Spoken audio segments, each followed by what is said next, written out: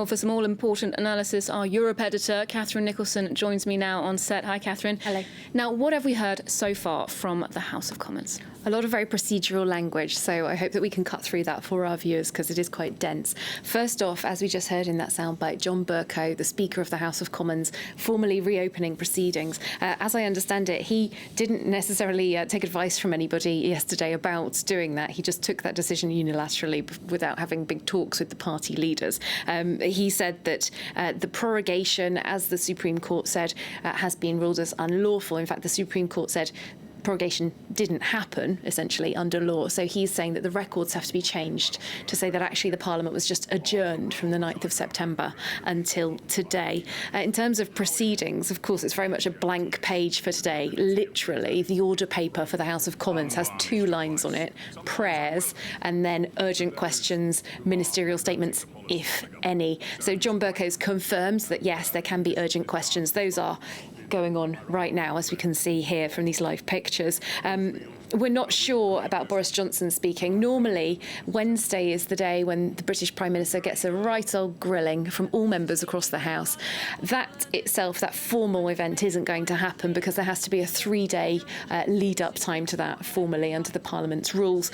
But he said that there is scope for ministerial statements. Of course, the Prime Minister is a minister, and so the great speculation is about, are we going to hear from Boris Johnson himself? Now, since that ruling that you mentioned by the Supreme Court yesterday, the impartiality of the judges involved has been called into question, both in the media and by some politicians. Of course, the judicial system is separate from the government in the UK. That issue has been addressed in the House of Commons this morning. What did we hear about that? It certainly has, yes. The very first questions have gone to Geoffrey Cox. He's the Attorney General. That's the minister who advises the government on the legality of their own plans and actions.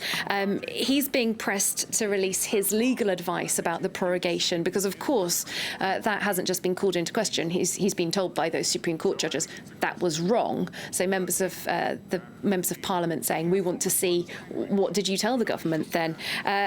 He is saying he'll consider disclosing that. Not going to say right now if he will do it, but he did, I think, make quite an important point as essentially the solicitor for the government, saying that he finds that the judges are completely impartial and independent. He says that the UK has one of the finest judiciaries in the world. So I think that's quite a strong statement coming from the Attorney General himself so early on in this reopening of the Parliament, because there has been a lot of talk about the judges not being completely impartial, not just from the newspapers, but for example, Jacob Rees-Mogg, a member of the government, who said in a cabinet conference call yesterday evening, we're told, he called into question their impartiality. So I think Geoffrey Cox, perhaps as a fellow lawyer as well, trying to make quite a strong statement there about the impartiality of the judges. And I think that'll be quite important to a lot of British people who are really concerned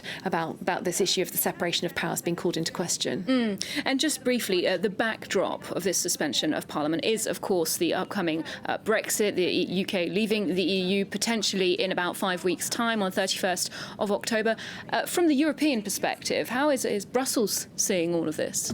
Very much wait and see, I think. There hasn't been really very much public comment so far from the major figures involved in the Brexit story on the European side, sort of Michel Barnier, Jean-Claude Juncker. They've really been underlining that this prorogation issue is an internal British matter. It's a constitutional matter of a member state. The European Commission spokeswoman yesterday saying we don't comment on that kind of issue. As for the Brexit negotiations, as far as I understand, the technical talks are continuing. So we'll have to wait and see whether the Brexit minister himself might be making another trip back to Brussels anytime soon. OK, thank you.